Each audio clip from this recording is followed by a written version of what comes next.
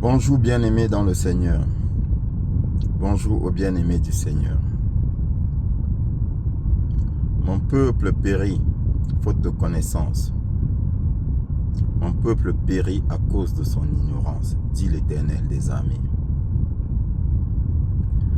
Bien-aimés, la Bible dit, vous connaîtrez la vérité et la vérité vous affranchira. Bien-aimés, je vais te lire un passage un peu long, mais il est important que je commence par ce passage-là, que je te le lise. Alors, nous allons dans 1 Samuel, chapitre 8. 1 Samuel, chapitre 8, à partir du verset 4. Je lis la parole. 1 Samuel, chapitre 8, verset 4. Tous les anciens d'Israël s'assemblaient et vinrent auprès de Samuel à Rama. Samuel était déjà très âgé, bien aimé dans le Seigneur. Il était déjà très âgé et ses fils faisaient des choses, se comportaient mal.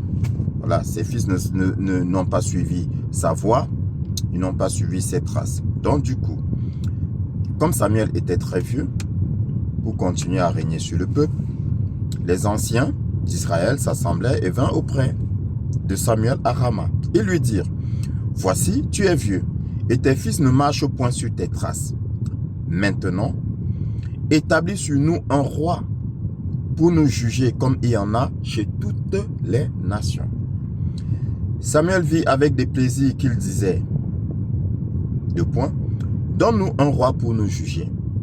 Et Samuel pria l'Éternel. L'Éternel dit à Samuel, écoute la voix du peuple dans tout ce qu'il te dira, car ce n'est pas toi qu'il rejette, c'est moi qu'il rejette, afin que je ne règne plus sur eux. Ils agissent à ton égard comme ils ont toujours agi, depuis que je les ai fait monter d'Égypte jusqu'à ce jour. Ils m'ont abandonné pour servir d'autres dieux, dit l'Éternel. Ils m'ont abandonné pour servir d'autres dieux. Écoute donc leur voix, mais donne-leur des avertissements et fais-leur connaître le droit du roi qui régnera sur eux. Samuel rapporta toutes les paroles de l'Éternel au peuple qui lui demandait un roi. Il dit, voici quel sera le droit du roi qui régnera sur vous. Il prendra vos fils et il les mettra sur ses chars et parmi ses cavaliers, afin qu'ils courent devant son char. Il s'en fera des chefs de 1000 et des chefs de 50. Et il les emploiera à labourer ses terres, à récolter ses moissons, à fabriquer ses armes de guerre et l'attirail de ses chars. Verset 13. Il prendra vos filles pour en faire des parfumeuses, des cuisinières et des boulangères. 14. Il prendra la meilleure partie de vos champs, de vos vignes et de vos oliviers et la donnera à ses serviteurs. Il prendra la dîme du produit de vos semences et de vos vignes et la donnera à ses serviteurs. Il prendra vos serviteurs et vos servantes, vos meilleurs bœufs et vos ânes et s'en servira pour ses travaux. Verset 17. Il prendra la dîme de vos troupeaux et vous-même serez ses esclaves. Et alors, vous crierez contre votre roi que vous vous serez choisi, mais l'Éternel ne vous exaucera point. Le peuple refusa d'écouter la voix de Samuel. Non, dirent-ils, mais il y aura un roi sur nous. Donc, malgré les avertissements, ils insistent. Ils disent, nous on veut un roi. Raconte tout ce que tu veux, mais nous voulons un roi sur nous. Verset 20. Et nous aussi, nous serons comme toutes les nations. Notre roi nous jurera, il marchera, je pense que nous jugera, il marchera à notre tête et conduira nos guerres. Samuel, après avoir entendu toutes les paroles du peuple, les redit aux oreilles de l'Éternel. Et l'Éternel dit à Samuel, écoute leur voix et établis un roi sur eux. Et Samuel dit aux hommes d'Israël, allez-vous-en chacun dans sa ville. Ensuite, bien-aimés dans le Seigneur, je vais terminer dans Nombre.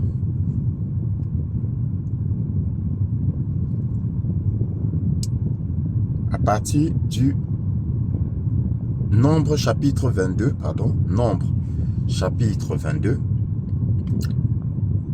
à partir du verset 1. Les enfants d'Israël partirent et ils campèrent dans les plaines de Moab, au-delà du Jourdain vis-à-vis de Jéricho. Balak, fils de Tsippor, vit tout ce que Israël avait fait aux Amoréens.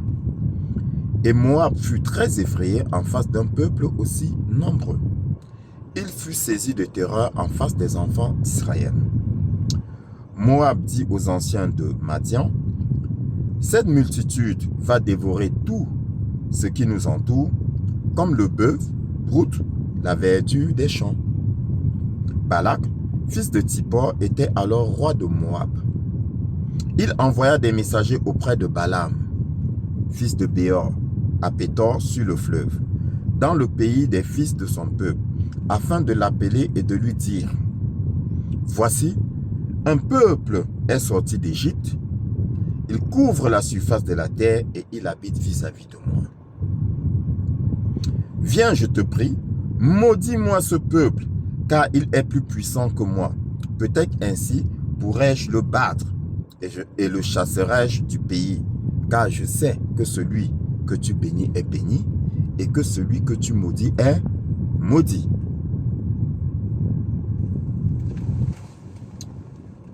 Voilà, bien-aimé dans le Seigneur. Je viens de te lire 2 passages.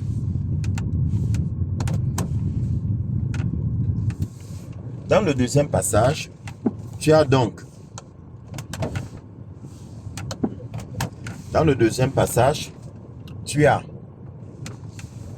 Balak, qui est roi de Moab, qui fait appel à Balaam pour maudire le peuple d'Israël, parce que il veut vaincre Jacob et Israël. Dans le premier passage que j'ai lu,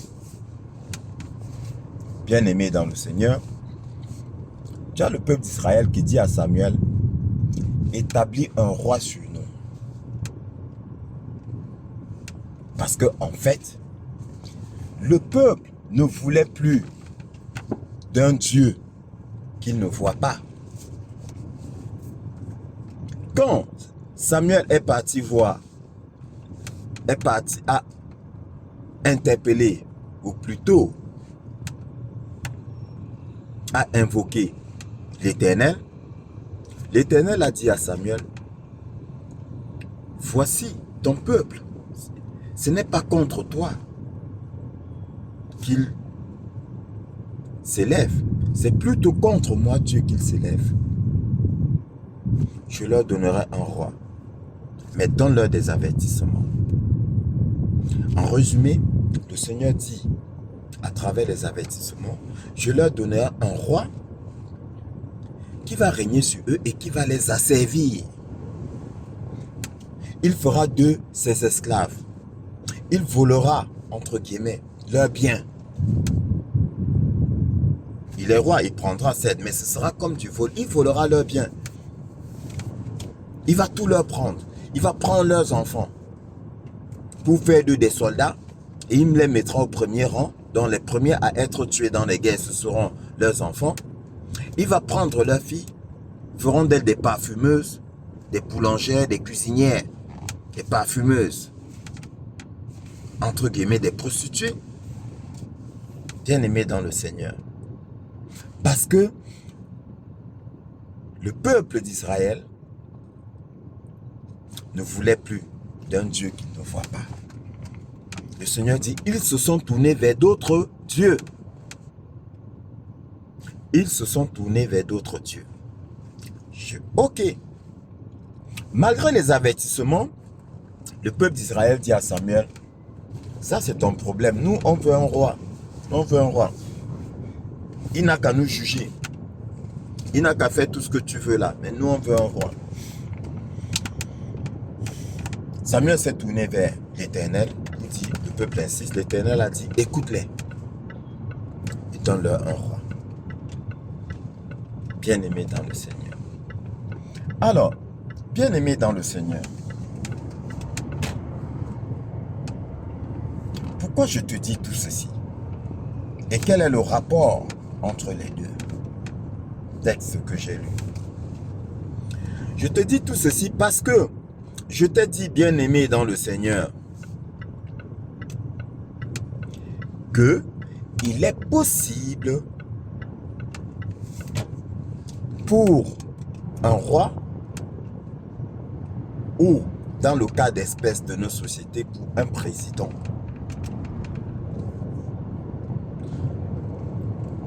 d'envoûter tout un peuple, toute une nation. Il est possible d'envoûter toute une nation. La preuve en est que Balak, roi de Moab, va voir Balaam,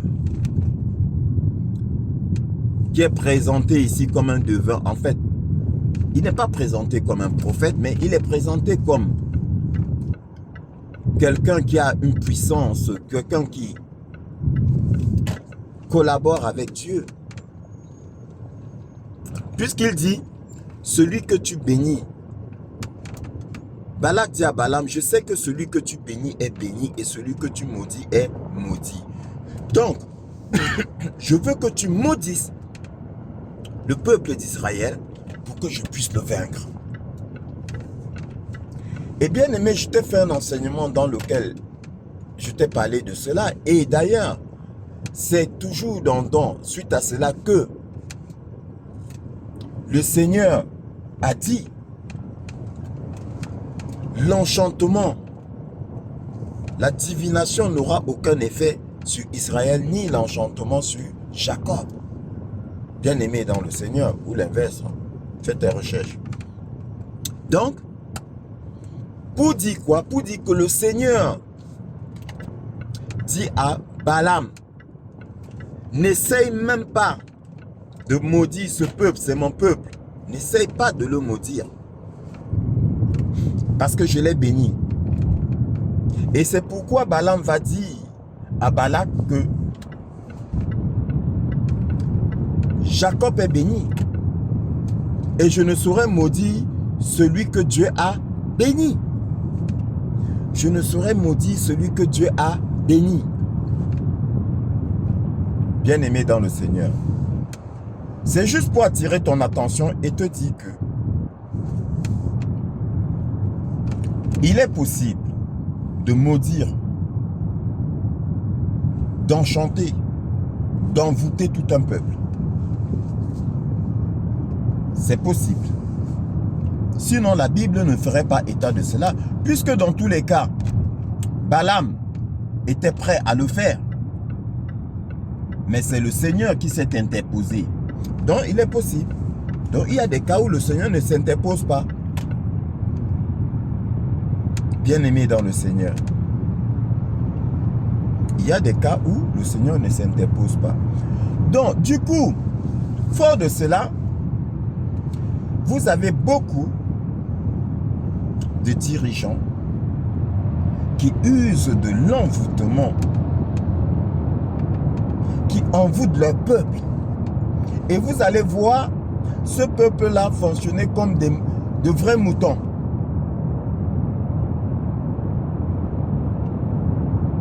Bien-aimés dans le Seigneur. Mais maintenant, comment procède-t-il? Comment réussissent-ils à envoûter tout un peuple?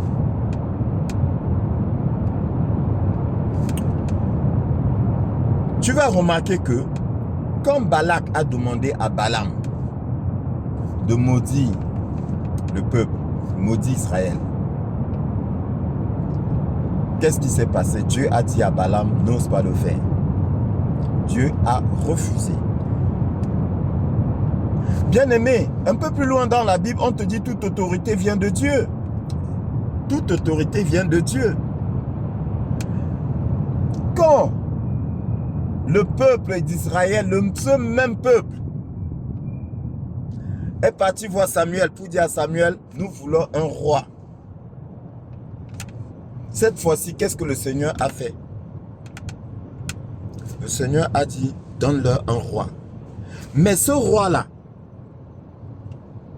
avait-il les faveurs du Seigneur? Le Seigneur a donné l'autorité à ce roi. Mais ce roi-là, était-il un enfant de Dieu? Était-il un béni de Dieu? Non. Non. Parce que un enfant de Dieu ne martyrise pas son peuple. Et je t'ai déjà dit, bien-aimé dans le Seigneur, quand Dieu veut que des actes mauvais soient posés, il ne prend pas l'un de ses enfants pour le faire. Il prend un fils du démon. Il prend un fils du malin pour le faire. Comme Judas. Le Seigneur dit à ses disciples, n'est-ce pas moi qui vous ai choisi, vous les 12? Ce n'est pas vous qui êtes venus à moi, hein. C'est moi qui vous ai choisi. Vous tous les 12. Mais l'un de vous est un démon. Ça veut dire quoi? Ça veut dire que le Seigneur, quand il choisissait Judas, il savait que Judas était un fils du malin. Mais pourquoi est-ce qu'il l'a choisi? Il l'a choisi pour faire la basse besogne, bien-aimé dans le Seigneur. Il a choisi pour faire ce qui est mal. Parce que c'est le Seigneur qui fait toutes choses, bien-aimé. Donc, quand le peuple va voir Samuel, nous voulons un roi. Remarque que Dieu dit à Samuel, ce n'est pas contre toi qu'ils en ont, c'est contre moi. Parce qu'ils se sont tournés vers d'autres dieux. Donc Dieu était en colère. Dieu dit donc je vais leur donner un fils du malin comme roi, qui va les maltraiter, qui va faire de ses esclaves. Dieu qui a permis, c'est Dieu qui a choisi, c'est Dieu qui a donné autorité à ce roi-là. Donc quand les gens se mettent pour dire que toute autorité vient de Dieu, oui, toute autorité vient de Dieu. Mais est-ce que cette autorité-là a les faveurs de Dieu? Il ne faut pas confondre les choses, bien-aimés. Faut pas qu'on... Dieu peut prendre un fils du démon et lui donner de l'autorité parce qu'il veut punir son peuple. Parce que son peuple s'est détourné de lui, bien-aimé dans le Seigneur. Quand le peuple était encore avec Dieu, quand le peuple bénéficiait des faveurs de Dieu, qu'est-ce que le Seigneur a dit, l'Éternel? La divination n'aura aucun effet sur mon peuple. Faites tout ce que vous voulez, mais personne ne peut maudire mon peuple. Bien-aimé dans le Seigneur. Personne. Donc, Balaam n'était pas en mesure de provoquer un envoûtement sur le peuple d'Israël. Mais quand le peuple s'est détourné de Dieu, Dieu lui-même a établi sur eux un roi pour les punir, pour les maltraiter. Parce que le peuple s'était détourné de Dieu. Bien-aimé, je ne sais pas si tu comprends. Je suis en train de traiter deux sujets dans un. Donc, j'anticipe et je te dis, comme je te l'ai dit dans un enseignement, tout peuple mérite son dirigeant. Tout peuple mérite son dirigeant. C'est dans la Bible. Donc, si toi, peuple, tu as un dirigeant qui te maltraite, dis-toi que tu as fait des choses désagréables à Dieu. Dis-toi que Dieu est en train de te punir. Tu t'es tourné vers d'autres dieux. Tu as cherché les faveurs d'autres dieux. Et comme Dieu est un Dieu jaloux, il a dit, je te donnerai un dirigeant. Je te donnerai un roi qui va t'asservir, qui va asservir tes enfants, qui va prostituer tes filles. Il fera d'elles des parfumeuses. Il fera d'elles des cuisinières. Il fera d'elles des boulangères. Il utilisera tes enfants comme de la chair à canon. Il enverra tes enfants se faire tuer dans des guerres. Il ne les protégera pas. On va massacrer tes enfants. Parce que tu t'es détourné de l'Éternel, tu as cherché d'autres dieux. Bien-aimé dans le Seigneur, fort de cela, je suis roi. Imagine, je suis roi ou président, dirigeant, tout ce que tu veux. Qu'est-ce que je fais pour pouvoir t'envoûter? Qu'est-ce que je fais? Bien-aimé, je te manipule, je te détourne de Dieu. Je m'arrange à ce que tu sois loin de Dieu. Parce qu'en étant loin de Dieu, je peux facilement t'envoûter. Ah oui. Bien-aimé, pendant des siècles, nous avons été victimes de la manipulation. Nous nous sommes éloignés du Seigneur. Les peuples se sont éloignés du Seigneur. Et du coup, n'ont pu bénéficier de la bénédiction de Dieu, de la protection de Dieu. Et ont mérité des dirigeants pour les asservir, pour les maltraiter. C'est écrit dans la Bible. Donc, l'une des techniques les plus simples, donc, en fait, la technique la plus appropriée, c'est de t'éloigner de Dieu. Et comment t'éloigner de Dieu, bien-aimé? C'est de faire de toi un être de chair. Comme je t'ai dit, bien-aimé, beaucoup ont oublié qu'ils étaient esprits dans un corps. On leur a fait croire qu'ils étaient un corps avec un esprit. Et la Bible dit, ne marchez pas par la vue, ne marchez pas selon la chair, marchez par l'esprit. Pourquoi? Parce que vous êtes esprit. Mais ça, beaucoup l'ont oublié. Mais eux, bien-aimés, ils n'ont pas oublié qu'ils étaient esprits. Quand nous parlions à l'époque de Dieu, même dans certains milieux, quand nous parlons de Dieu, on se moque de nous. On dit, ah, votre Dieu là, Dieu n'existe pas. Mais bien-aimé dans le Seigneur, retiens que ceux qui t'ont manipulé en te faisant croire que Dieu n'existait pas, louez leur Dieu, le démon. Parce que, explique-moi, si des gens font des sacrifices humains, posent des actes ignobles pour devenir riches, à qui font-ils ces sacrifices-là? Si ce n'est à leur Dieu, aux démons. Et si leur Dieu existe, explique-moi comment est-ce que notre Dieu n'existerait pas. Donc ils te disent que ton Dieu là n'existe pas, mais ils te présentent leur Dieu, le Dieu du mal. Mais s'il y a le Dieu du mal, bien aimé, c'est parce qu'il y a le Dieu du bien. Le bien et le mal, dans tous les cas, c'est l'un qui justifie l'autre. Sinon, on ne parlerait ni de bien ni de mal. Si on parle de mal, c'est parce qu'il y a le bien. Et si on parle de bien, c'est parce que en opposition, il y a le mal. Sinon, on ne parlerait ni de bien ni de mal. Bien aimé, une pièce de monnaie a deux faces. D'un côté pile, l'autre côté, à deux côtés si tu veux. Un côté pile et un côté face. Les deux vont ensemble, le yin et le yang. C'est comme ça la dualité. C'est comme ça. Donc, tu as manipulé. Et donc, du coup, toi, qu'est-ce qu'on fait?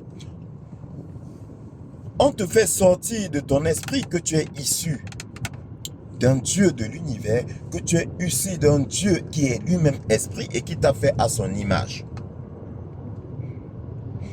Donc tu fonctionnes de façon charnelle et eux, ils fonctionnent de façon spirituelle.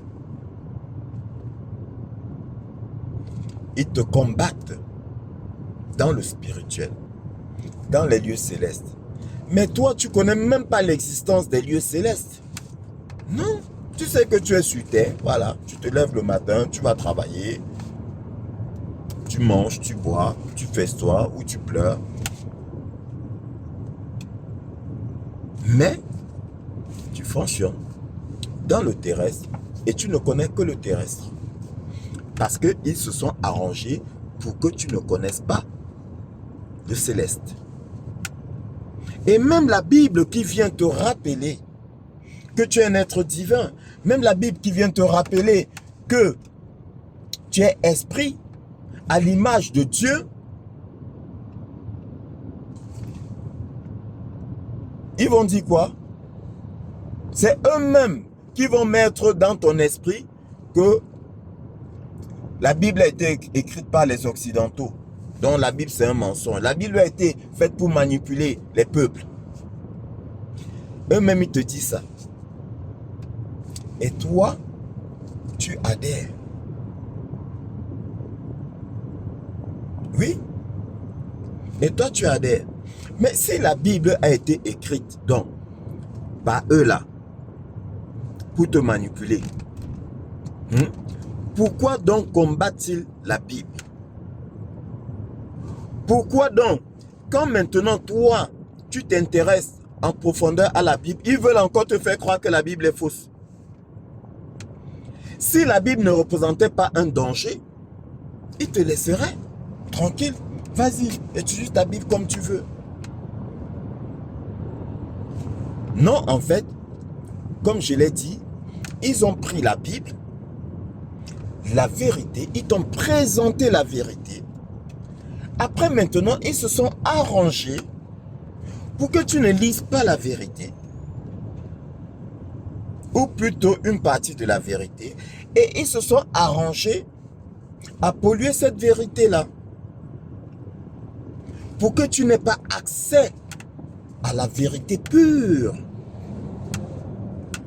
Parce que si tu as accès à la vérité pure, bien-aimé dans le Seigneur, ils ne pourront plus avoir de l'emprise sur toi. Mais ça, tu n'as pas compris. Si tu as accès à la vérité pure, tu sauras d'où tu viens. Tu sauras qui tu es. Et tu sauras que tu es un être divin, souverain, rempli de pouvoir, de puissance. Et tu pourras les combattre. Donc, qu'est-ce qu'ils font? Ils prennent la vérité à laquelle tu aspires, mais ils la polluent. Ils manipulent. Ils ajoutent une virgule. Ils ajoutent un iota. Pourquoi penses-tu que le Seigneur t'a dit que personne ne rajoute même pas un iota dans ce livre de la vérité? Et que personne ne retranche même pas un iota? Pourquoi penses-tu que le Seigneur l'a dit? Parce que le Seigneur, qui sait toutes choses avant la création et qui a d'ailleurs établi toutes choses avant la création, connaît le cœur de l'homme, connaît les méthodes de l'homme. Il savait que l'homme allait manipuler les Écritures. Et quand il dit que personne n'ajoute, ne rajoute ni ne retranche, c'est à ton intention, son enfant, pour te dire que si jamais on rajoute, sache que ce n'est plus la vérité. Et si jamais on retranche, sache que ce n'est plus la vérité. Mais ça là, bien aimé dans le Seigneur, les incrédules n'ont pas compris. Voilà pourquoi ils viennent. Je prends un exemple parmi tant d'autres. Heureux les pauvres, car le royaume des cieux leur est promis. Heureux les pauvres. Et donc, Ils t'envoient leur pasteur, leur prêtre, t'expliquer que n'aspire pas à la richesse, ou plus encore, débarrasse-toi de ta richesse si tu veux être accueilli dans le royaume des cieux. Parce que le royaume des cieux, c'est pour les pauvres. Et tout le monde chante ça. Et les pasteurs chantent ça parce que ce sont leurs agents bien-aimés dans le Seigneur. Parce que pour te manipuler, remarque que Balak est parti voir Balaam. Mais Balaam avait la crainte de Dieu. Dieu a mis Balaam en garde. Et comme Balaam avait la crainte de Dieu, Balaam n'a pas obéi à Balak, malgré les promesses de richesse. Puisqu'il savait qui était Dieu, Balaam savait qui était Dieu et connaissait la colère de Dieu. Sauf que bien aimé dans le Seigneur, c'est pas tous. Il n'y a pas que des Balaam. Il y a des fils du démon qui n'ont pas cette crainte-là et qui vont le faire. Les fils, les enfants de la perdition, ceux dont la condamnation est écrite depuis, les faux pasteurs chez qui tu pars, ils sont là pour t'éloigner de Dieu, mais toi tu ne le sais pas, et ils le font subtilement. Ils sont là pour attirer la colère de Dieu sur toi. Ce sont les agents de ce roi que le Seigneur a établi sur toi et que ce roi utilise donc pour t'éloigner du Seigneur. Beaucoup parmi vous vont aller dans des assemblées où la femme prêche la parole, mais vous êtes maudits et vous ne le savez pas. C'est fait exprès. Vous vous éloignez de Dieu et vous ne le savez pas. Et donc, vous êtes sujet aux envoûtements. Envoûtement fait par ces faux pasteurs. Envoûtement fait aussi par ces dirigeants-là. Vous êtes facilement envoûtables.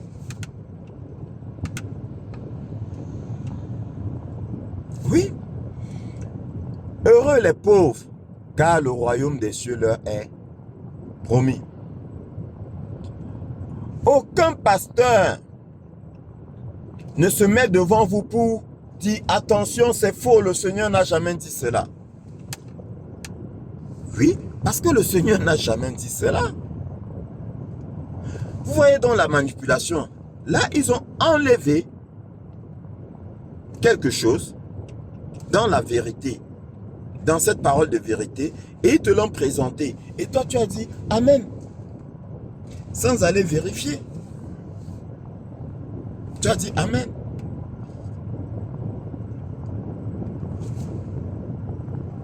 Bien-aimé dans le Seigneur, quand maintenant le véritable amoureux de la parole, l'élu de Dieu, parce que le Seigneur a dit, ils ne pourront pas envoûter ses élus. Quand maintenant l'amoureux de la parole va dans la parole et relit, et l'Esprit de Dieu attire son attention sur ce qu'ils ont retranché. Heureux les pauvres en esprit. Ils sont enlevés en esprit. Heureux les pauvres en esprit, car le royaume des cieux leur est promis. Heureux les pauvres en esprit. Le royaume des cieux leur appartient. En esprit, bien-aimé. Quand tu enlèves en esprit, ça change tout. Parce que entre pauvres et pauvres en esprit, bien-aimé, il y a un fossé. Ce n'est pas du tout la même signification. Ce n'est pas du tout la même chose. Le pauvre, nous le savons tous ce que ça veut dire. Celui qui matériellement n'a rien. Donc du coup, tu prends tes richesses, tu donnes. Parce que tu veux obéir à Dieu. Sauf que ce n'est pas Dieu. Les pauvres en esprit, bien-aimés, pauvres en esprit. Il s'agit là des personnes humbles. Pauvre en esprit signifie humble. Celui qui n'écrase pas son prochain. celui qui ne se met pas au-dessus des autres pour les écraser. Celui-là, le royaume des cieux lui est réservé, lui est promis, lui est donné. Voilà ce que dit la parole. Donc, pour mieux t'envoûter, ils vont utiliser donc les faux hommes de Dieu qui vont venir t'éloigner de la vérité tout en te donnant une fausse vérité. Tu penses que c'est la vérité qu'ils te donnent. Ils ont la Bible entre les mains. Ils te lisent la Bible, mais ils manipulent subtilement. Bien-aimé, je t'ai dit que les mondialistes, c'est-à-dire ceux qui dirigeaient, retiens que je parle au passé, hein, ceux qui dirigeaient le monde, bien-aimé dans le Seigneur, ce sont eux qui donnent des accréditations à ces pasteurs-là. Tu penses que je vais m'allier aux démons, moi, roi sur une nation, je baptise avec le malin, d'accord? Et toi, pasteur, vrai pasteur là, je te permets de construire une belle bâtisse là pour ton assemblée dans laquelle tu vas ouvrir les yeux à ce que moi j'asservis. Quand même, bien-aimé dans le Seigneur, quand même. Je t'ai dit, je ne te dis pas qu'il n'y a pas de vrais serviteurs de Dieu. Si, il y en a. Sauf que ce ne sont pas ceux qu'on te montre là, qu'on invite à la télé, dans les grandes chaînes de télévision, ou qui ont des grandes chaînes de télévision. Faux. Ceux-là sont à la solde des mondialistes. Ils sont là justement pour faciliter ton envoûtement. Ben oui. Ils sont là pour te dépouiller. Ils sont là pour te maintenir dans la chair. Raison pour laquelle ils vont te faire l'évangile de la prospérité. L'évangile de la prospérité, c'est un évangile charnel. On te maintient dans la chair. On tue ton esprit. Tu deviens de la chair et non un esprit. Bien-aimé, je te dis, ce corps, c'est ton véhicule. Ce corps, c'est mon véhicule. Donc, ce roi va utiliser des faux hommes de Dieu pour mieux t'éloigner de Dieu. Et tout récemment, je t'ai dit, journaliste et faux pasteur, même combat. Pareil. Ils vont utiliser donc des journalistes, des gens qui vont te présenter comme des sachants, des gens qui vont te présenter comme des intellectuels, qui vont te donner des informations. Et là encore, bien-aimé dans le Seigneur, ils vont te donner des informations bidouillées, transformées, manipulées, pour t'éloigner de la vérité. Parce que la Bible dit, vous connaîtrez la vérité vous affranchira donc en toutes choses. En toutes choses. Quand on parle de vérité, ici, c'est ce qui est vrai, réel. Bien-aimé dans le Seigneur, si tu connais la vérité d'une chose, tu ne seras plus esclave de cette chose-là. Voilà ce que la Bible t'enseigne. Donc, eux maintenant, le rôle maintenant, là je t'ai parlé du rôle des faux pasteurs. Hein. D'accord?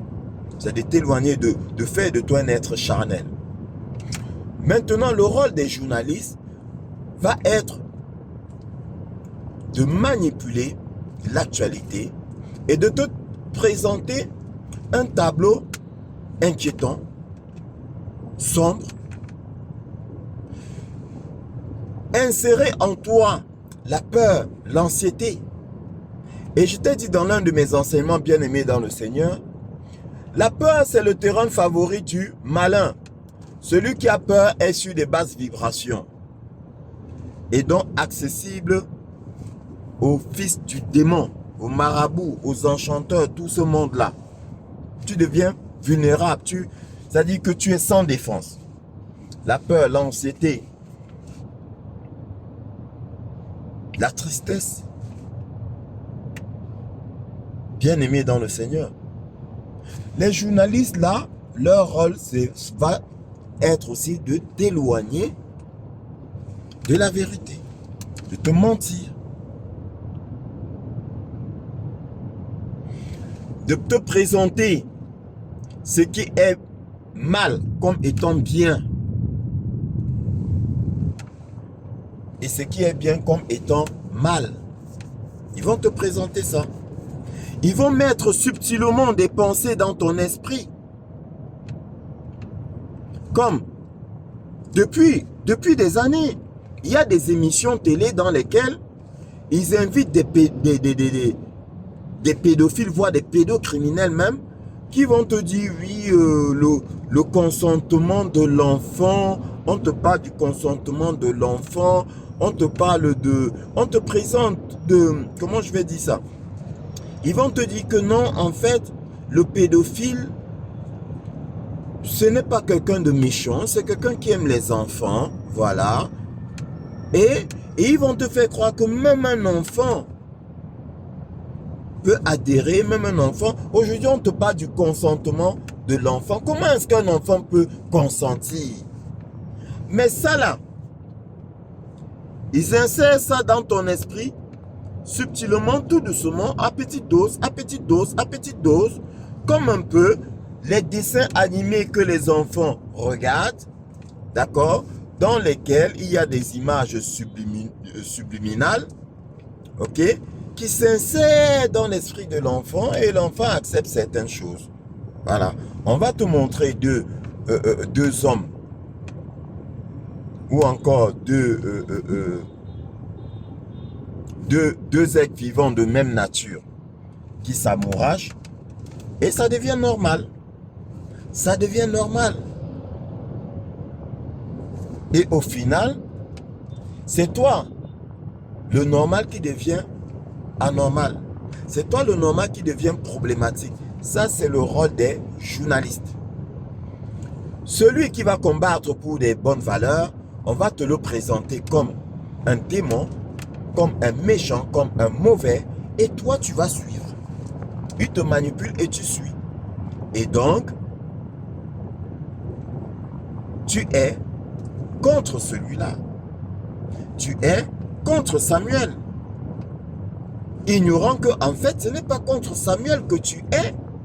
Tu es contre Dieu, puisque Dieu dit à Samuel, ne t'inquiète pas, ce n'est pas contre toi que le peuple en est, c'est contre moi. Donc ça veut dire que si le peuple te rejette, toi Samuel, c'est moi Dieu que le peuple rejette. Bien-aimé dans le Seigneur. Voilà comment ils vont te manipuler. Et toi, tu vas prendre la pierre pour lapider celui qui vient t'aider à sortir d'Égypte. Tu vas prendre la pierre, tu vas le lapider. Tu vas lapider l'envoyé de Dieu. Tu vas crucifier la parole. Tu vas crucifier la vérité sans le savoir. Sans le savoir. Le journaliste est là, bien aimé, pour te convaincre que ce que tu vois bleu, en fait, n'est pas bleu. Non. Il va commencer par te dire que c'est...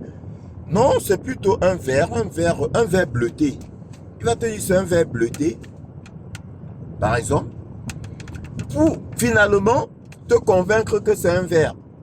Donc, il t'amène subtilement à accepter ce que eux, ils veulent que tu acceptes. Bien-aimé dans le Seigneur. Voilà donc comment ils font de toi un mouton. Un suiviste. Quelqu'un qui suit la vague. Oui. Et ça, on te l'a démontré.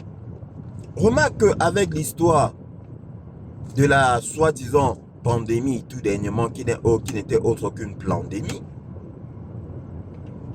remarque, on dit masque. Tout le monde, pouf, masque. Tu vois des gens qui sont attablés, ils ont des masques, ils baissent le masque, ils mettent la nourriture, ils remettent le masque, ils mangent. Bien-aimé dans le Seigneur. Bien-aimé dans le Seigneur. Et toi qui n'as pas le masque, on te regarde comme un pestiféré. Pourtant, tu es dans la vérité. Tu vas prendre la boîte de masque, tu vas leur montrer que, regardez, c'est écrit que ce masque ne protège pas contre les virus, les bactéries. N'écoute pas. Bien-aimé dans le Seigneur, tu vois quelqu'un qui fait l'expérience, il met le masque, il met une bougie, il souffle à travers le masque et la bougie s'éteint. Même jusque-là, les gens... Pourquoi? Parce que les journalistes ont dit que les masques protégeaient. Les journalistes ont fait venir sur leur plateau des médecins corrompus qui disaient que ça protège. Donc, dès lors que tu vas faire n'importe quelle expérience de la terre, à leurs yeux, ils diront que tu racontes n'importe quoi. On a créé un mot, complotiste. Tu es un complotiste. Tu es un complotiste. On te rejette. On te rejette. Parce que les journalistes ont manipulé. Bien-aimé dans le Seigneur. Donc, on utilise aussi les journalistes pour t'éloigner de la vérité, pour susciter la peur en toi, pour t'imposer le mal comme étant bien et le bien comme étant mal. Remarque qu'aujourd'hui, bien-aimé dans le Seigneur, qu'est-ce qui se passe? Il se passe que ceux qui disent la vérité, ils ne sont pas suivis. Ceux qui parlent de Dieu, ils ne sont pas suivis. Ça fait combien d'années je fais des enseignements? Des choses qui sont vitales, des choses qui sont essentielles pour l'être de lumière que tu es, pour l'être spirituel que nous sommes. Mais combien d'abonnés? Combien de personnes suivent? Et d'un autre côté, quand il s'agit des cancans, du potin, des choses viles, des choses sales, tu as des milliers d'abonnés, tu as des millions de vues. Bien aimé. Parce que on a fait des hommes, des êtres charnels, des êtres de chair.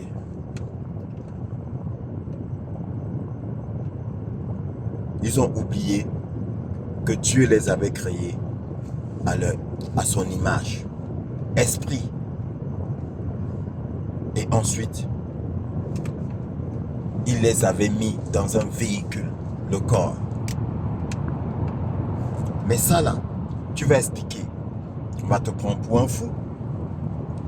Parce que, bien aimé, en face, tu as des gens bien armés aussi, qui ont joué sur leur corde la plus sensible, sur leur faiblesse, et ils les suivent. Ils les suivent. Tu vas prendre la main de quelqu'un pour le sortir d'Égypte. Il te dit le chemin est trop long. Ton enseignement est trop long. Il faut faire des enseignements de 5 minutes. Depuis quand il y a des enseignements de 5 minutes? Il faut faire des enseignements de 5 minutes. Mais en fait, pourquoi est-ce qu'il te dit ça? Parce que, en fait, te suivre pendant 1 heure de temps l'empêche d'aller suivre Novelas, Les Feux de l'amour, Nollywood, des rigolas et le match de foot. Ça réduit son temps de distraction. Donc, les journalistes aussi vont œuvrer pour à vous distraire. Oui. Fini la méditation. Fini la lecture des belles œuvres. C'est terminé. Distraction. L'esprit est dans la distraction. Oui. Raison pour laquelle, bien aimé dans le Seigneur, tu vas voir un peuple qui souffre. On met un match de foot. L'équipe a gagné. Tout le monde oublie les problèmes. Et on acclame, on applaudit. On dit le gouvernement est bon. Parce que l'équipe de foot a gagné. C'est quoi le football? Entre nous bien-aimés, c'est quoi le football? Et tu vas les voir se bagarrer, s'invectiver, s'insulter, se détester à cause du football qui ne leur apporte rien. Oui, on va te parler de patriotisme. On va dire que tu n'es pas patriote parce que tu ne supportes pas ton équipe de football bien aimée dans le Seigneur. Ok, d'accord. Quand mon équipe la gagne, ça m'apporte quoi? Ça apporte quoi dans mon existence, dans ma vie du quotidien? Est-ce que ça m'empêche de me lever à 5h30 pour aller chercher le pain? Pour aller chercher mon pain? Peut-être que je vais même prendre 1 heure de mon temps de travail pour regarder ce match de foot là. La distraction. La distraction. Quand l'équipe perd, tu vas voir des parents qui deviennent nerveux, qui briment les enfants, femmes et enfants, parce que l'équipe a perdu. Oui. Ils ne s'en rendent même pas compte. Des enfants qui pleurent parce que l'équipe a perdu. Mais quand l'équipe gagne, ça t'apporte quoi? Ils vont dire que ça apporte quoi? La fierté. La fierté. Bien-aimé dans le Seigneur. La fierté. L'orgueil. Et nous savons tous que c'est l'orgueil qui avait causé la déchéance de Lucifer. Mais personne ne capte. Bien-aimé, personne ne capte. C'est l'orgueil. La fierté là. Qui avait fait déchoir Lucifer. Qu'il avait perdu. Et voilà donc. Ils utilisent tout ça. Pour nous rapprocher de Lucifer. Bien-aimé dans le Seigneur. Après maintenant les journalistes. Je peux en dire encore plus. Hein. J'essaie juste de résumer. Ils vont fabriquer des personnes financièrement bien.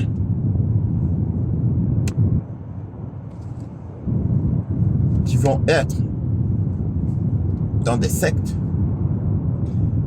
dans lesquelles ils adorent leur Dieu. Et ces personnes vont venir à toi pour te faire miroiter les belles choses, aspirer aux belles choses.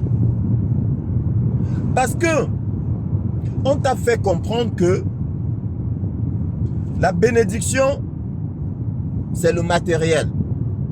Dès lors que quelqu'un est bourré de fric, on dit Dieu l'a béni. Oui. Donc, Autant donc le pasteur va te parler de l'évangile, il va te prêcher l'évangile de la prospérité, autant le journaliste sera là pour te faire voir les belles choses de ce monde, présenter ceux qui sont remplis d'argent, bourrés de fric, comme des exemples, des modèles à suivre. Et autant ceux-là viendront à toi pour te dire que tu peux être comme moi. Tu peux être comme moi. Ils sont nombreux, bien-aimés. Aujourd'hui, qu'on utilise dans les réseaux sociaux, qui vous parlent de comment investir. L'autre te dit comment il a commencé. J'ai suivi dernièrement l'un de mes confrères camerounais, voilà, qui parlait de comment il a commencé avec je ne sais pas combien, 100 $, 50 $, je ne sais pas. Au final, il a pu rencontrer Barack Obama. Bien aimé, il me souvient qu'à l'époque, quand je parlais de ce monde-là, de ces gens-là, on disait que j'exagère. S'il a pu rencontrer Barack Obama, et il a pu avoir des marchés grâce à Barack Obama, il est qui pour Barack Obama? Si ce n'est son frère, son confrère. Parce que ces gens-là, bien-aimés, ne te donnent rien pour rien. Je répète, ces gens-là ne te donnent rien pour rien. Parce que leur père ne donne rien pour rien. Le diable ne donne rien pour rien. Non, bien-aimé, la preuve, le Seigneur nous l'a montré dans sa parole. Le diable l'a amené dans les hauteurs et lui a montré. Il a dit, regarde, tu vois tous ces royaumes. Prosterne-toi devant moi. Et je te ferai roi, je te mettrai à la tête de tous ces royaumes. Vous n'avez pas compris. Mais le Seigneur t'a montré ce qui se passera. Pour avoir la gloire, la richesse, la gloire, il faudra que tu te prosternes devant le malin. Il est le prince du monde. Oui, vous n'avez pas compris. Alors, chaque fois qu'on me présente quelqu'un, comme exemple, comme modèle, je dis bien qu'on me présente, donc ces journalistes-là, les chaînes TV-là et tout le monde, quand on présente comme modèle, je dis mondialiste. C'est un homme du monde. À savoir, un fils du démon. Un fils du malin. On ne me croyait pas. Mais maintenant, qui va contester cela? Qui va dire que ce n'est pas vrai? Bien-aimé dans le Seigneur. Qui va dire que ce n'est pas vrai? Donc, ces agents-là viendront à vous pour vous amener à faire allégeance à leur Dieu. Parce que vous êtes assoiffés de matériel. Je veux une belle voiture. Je veux une belle maison. Je veux de belles choses. Ils vont te faire rentrer dans leur confrérie, dans leur secte, pour bien dire le mot, et te mettre à des postes intéressants. Mais tu auras au préalable fait allégeance à leur Dieu. Tu t'éloignes de Dieu. Donc, ils multiplient leurs agents. Tu as donc le journaliste qui est à distance, qui agit à distance, le faux pasteur qui agit à proximité, leurs agents qui agissent à proximité. Voilà ce qu'ils font. Et toi, enfant de Dieu, toi le résistant, ils te bouchent les horizons. Ils te mettent les bâtons dans les roues. Donc, du coup, celui qui n'est pas persévérant, il rentre dans les rangs. Il rentre dans les rangs. Et il fait partie de ce peuple d'envoûté. Il contrôle ton esprit. Tu suis la vague.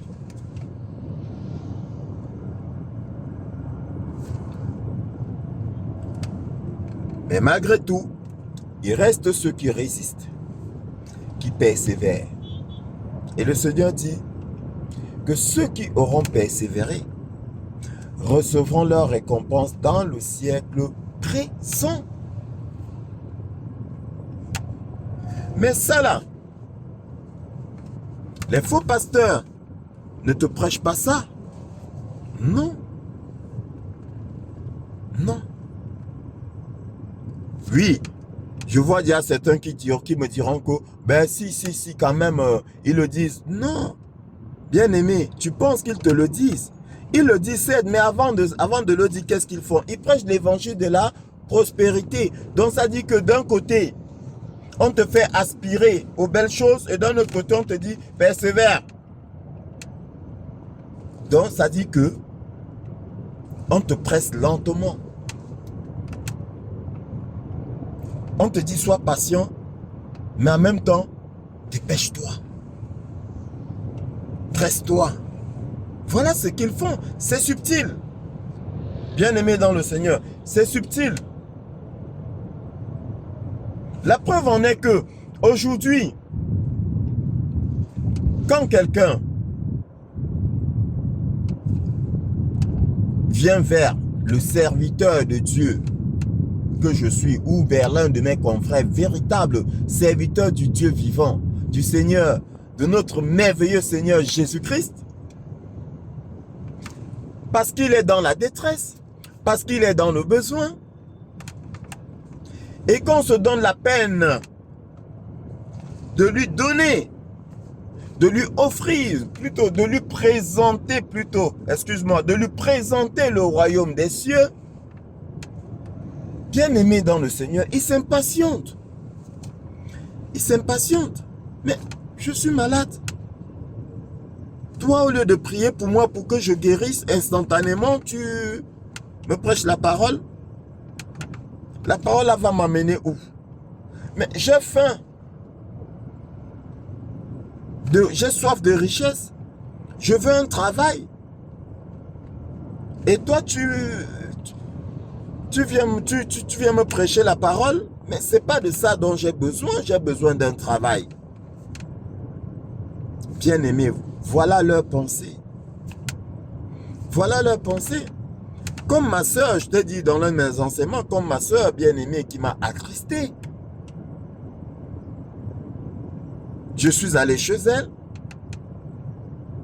lui apporter la délivrance, en lui prêchant la merveilleuse parole de notre Seigneur Jésus-Christ. Et après, elle m'envoie un message pour dire qu'elle aimerait qu'on ait des séances de prière et que sa priorité, c'est la restauration financière. Je te l'ai dit, bien-aimé, et ça m'a attristé, mais ils sont tous, nombreux sont dans cette situation-là. Parce que ils sont pressés. Ils sont pressés. Cherchez premièrement le royaume des cieux et sa justice. Et le reste vous sera donné. Mais non. Ils veulent le reste. Ils veulent la maison. Ils veulent la voiture. Ils veulent les finances. Ils veulent le mariage. Ils veulent l'enfant. Mais le royaume des cieux, ça ne les intéresse pas. Ça là, peut-être après. Peut-être après. Mais ils n'ont pas compris que c'est justement là que réside le secret. Ils n'ont pas compris ça.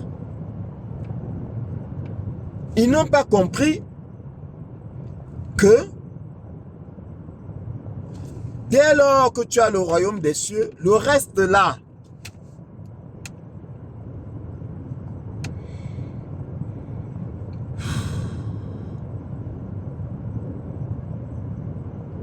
ils n'ont pas compris. Le reste, tu l'obtiens. Et au final, ce qui est merveilleux, c'est que, et puis tu comprends que en fait, c'est même pas ça le plus important. Ah oui. Allez écouter le témoignage de Steve Jobs, le créateur de Apple, de l'iPhone. Steve Jobs. Allez écouter son témoignage. Ouais, d'aucuns diront, oui, mais bon. Oui, mais bon. Parce qu'on a fait de vous des êtres charnels. On vous a manipulé. On vous a endoctriné pour mieux vous envoûter. Et les pires des envoûtés, c'est ceux-là à qui il suffit de donner une miche de pain pour qu'ils te vénèrent. Ça, c'est le pire des envoûtements. Et c'est ce que les rois de ce monde ont réussi à faire avec les nations. Oui, on te donne un morceau de pain et s'ils sont gentils, ils mettent quelque chose à l'intérieur. Je préfère ne pas prononcer le mot parce qu'ils vont me tomber dessus. Mais mes frères camerounais savent de quoi je parle. Et toi, tu te dis, c'est ton Dieu. Voilà. Mais quelque chose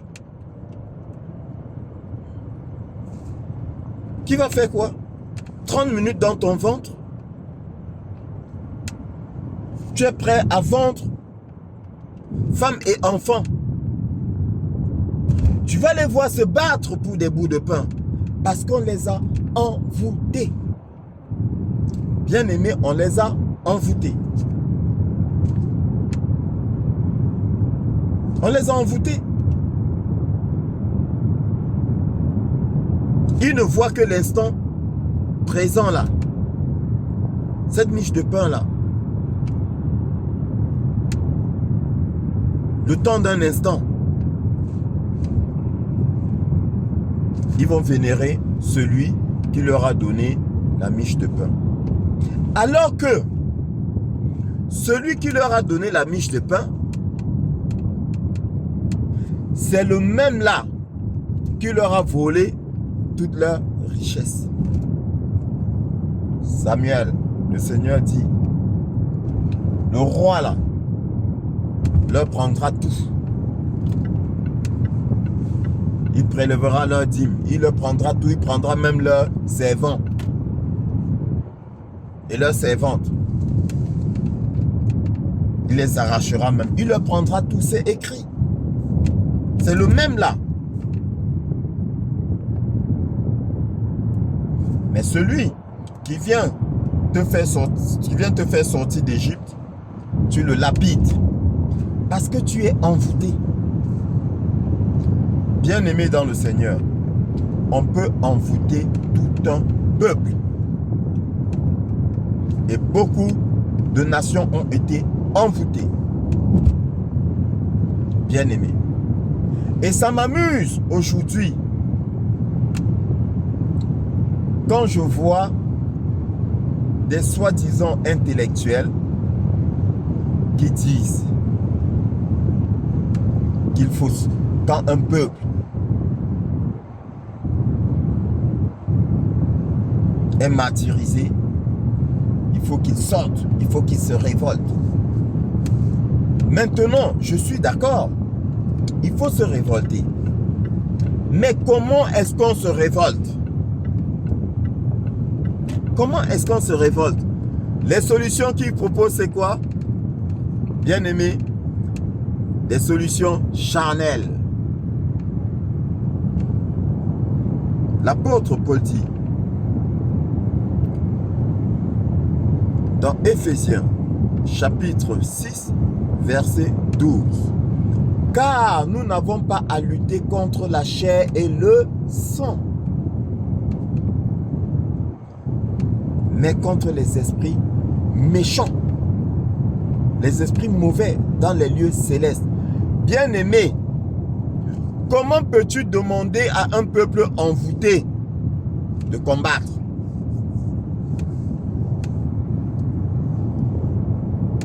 Comment? Comment peux-tu demander à un peuple ligoté, ficelé? Comment?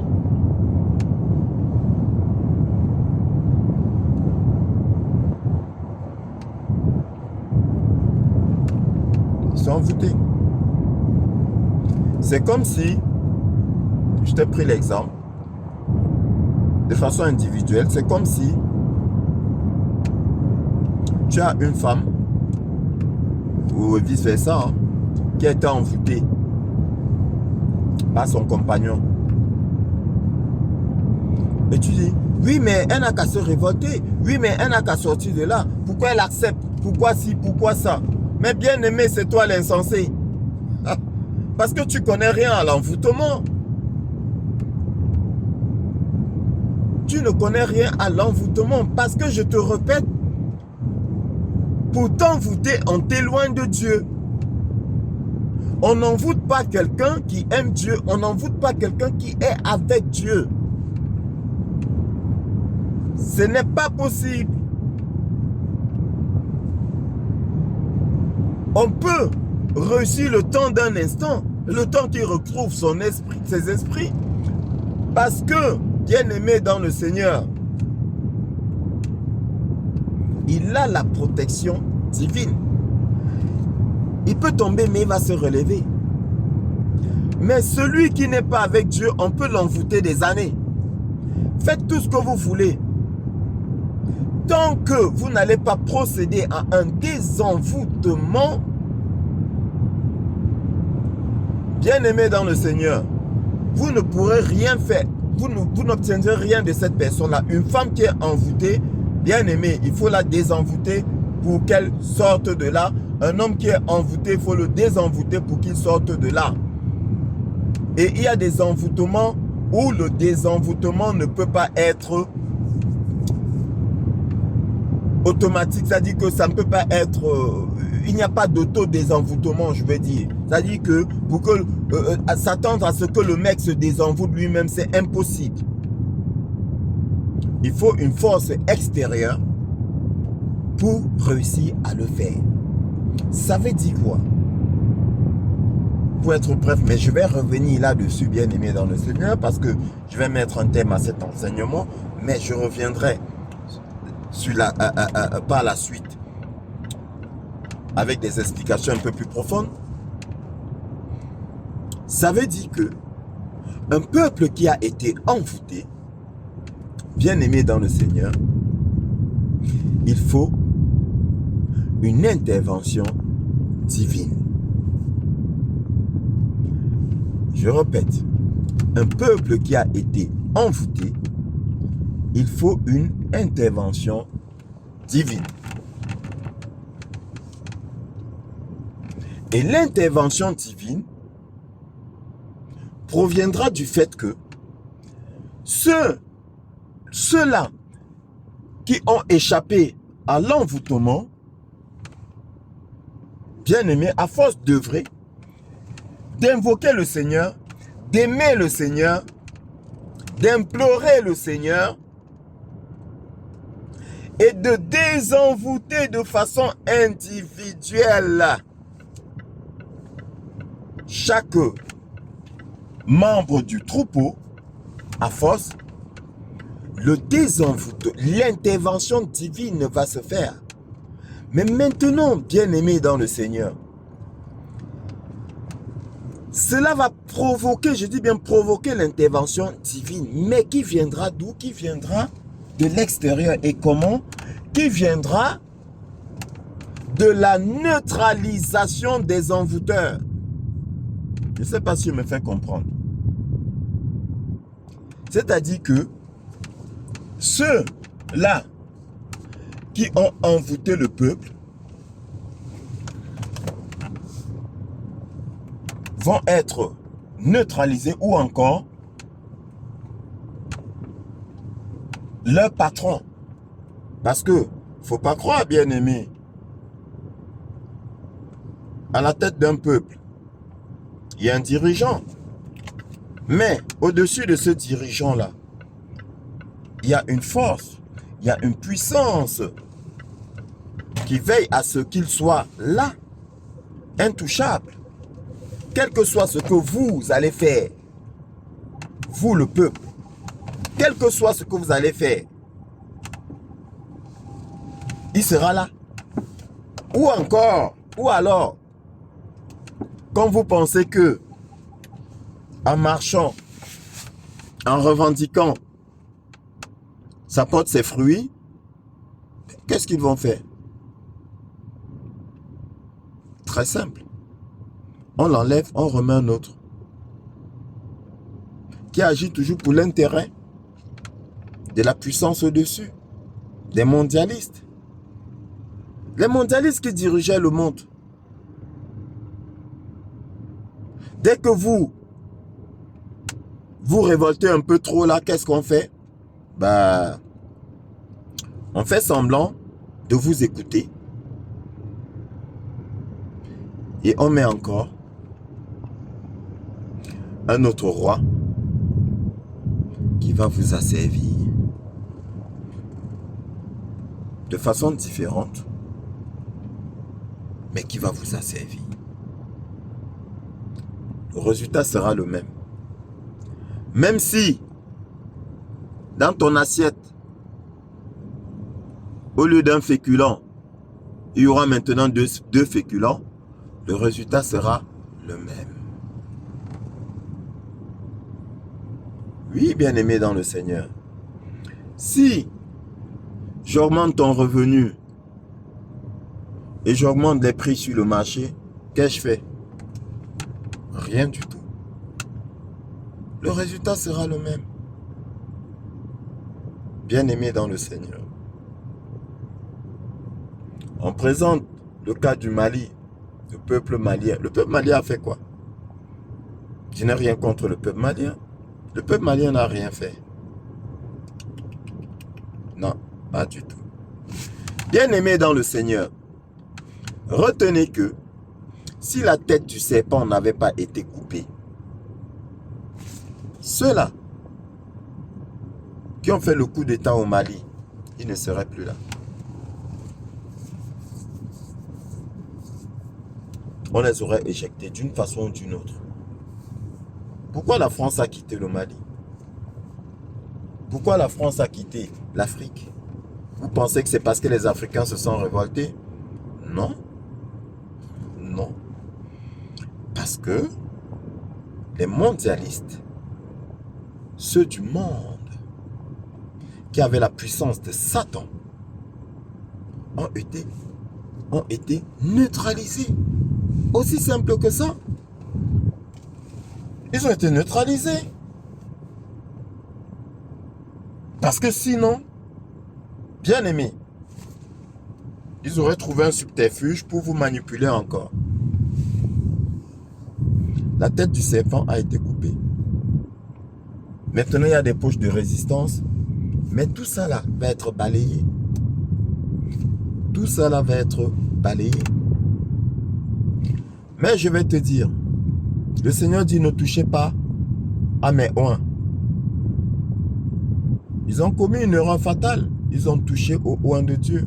Ils ont touché aux enfants de Dieu. Et Dieu a dit stop. Mais je te dis, Dieu ne descend pas du ciel, bien-aimé, pour agir. Il agit à travers des hommes. Donc, qu'est-ce que le Seigneur fait? Il donne la puissance à certains hommes et il permet à ces hommes-là de neutraliser ceux-là qui asservissaient les enfants de Dieu, qui tuaient les enfants de Dieu, qui buvaient leur sang, qui sacrifiaient les enfants de Dieu au dieu Moloch.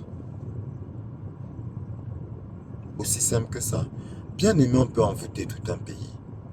Et quand on envoûte tout un pays, vous allez faire comment pour sortir de là? Faux pasteur, journaliste, homme d'affaires vont œuvrer pour vous maintenir en captivité.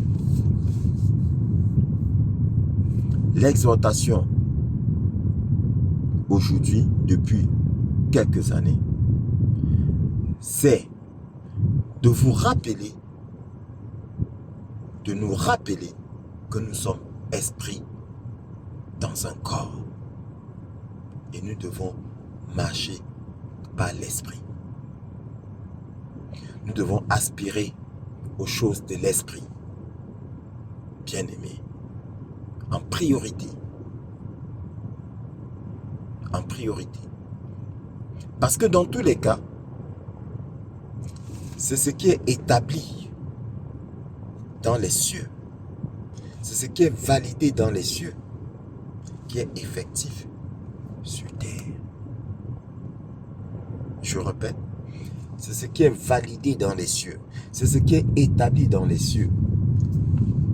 C'est ça là qui est effectif sur terre. La vie, la mort. Il faut que ce soit validé dans les cieux pour être effectif sur terre. Validé dans les lieux célestes, en esprit. Donc, n'oublie pas, tu es un esprit dans un corps, dans un véhicule qui s'appelle ton corps. Et n'oublie pas aussi, comme je l'ai dit dans l'enseignement d'hier, un véhicule peut transporter plusieurs personnes. Nous continuerons une autre fois. Sois un amoureux de la parole de Dieu. Rapproche-toi du Seigneur. Plus tu te rapproches du Seigneur, plus tu es protégé. Aime la parole de Dieu. Partage cette vidéo. Si tu n'es pas encore abonné à ma chaîne, abonne-toi. Clique sur le pouce pour que la vidéo soit visible à un max de personnes. C'est le peu que je puisse te demander pour que nous soyons une communauté d'amoureux de la parole. Il y a nombreux comme moi qui œuvrent aussi pour que nous soyons des amoureux de la parole de Dieu, que nous réapprenions à aimer notre Père, à nous rapprocher de notre Père qui nous comblera de beaucoup de richesses. De beaucoup de richesses. Cherche premièrement le royaume des cieux et sa justice, et le reste, bien-aimé, te sera donné. Concentre-toi sur le royaume des cieux. Acharne-toi dans cette quête-là. Le reste là va venir. Tu n'auras pas besoin de chercher ça, de demander. Ça va venir seul. Plus même que tu n'en as demandé. Tu obtiendras même ce que tu n'as pas demandé.